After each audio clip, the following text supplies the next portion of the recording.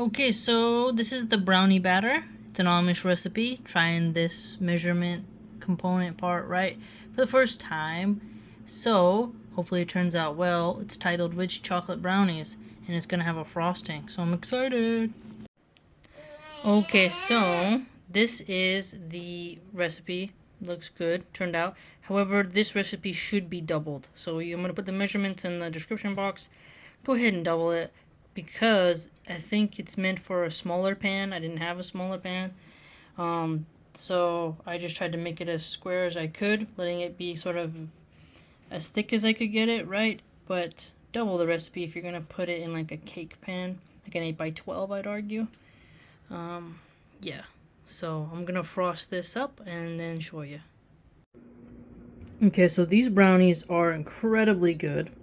The frosting starts to crystallize early, so I left mine on the stove and it started to crystallize.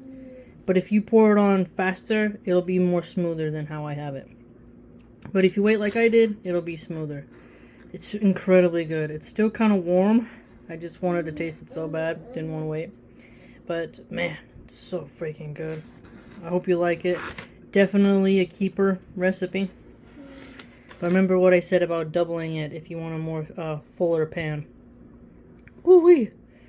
Have this with a nice cold cup of milk. MashaAllah, tabarakallah.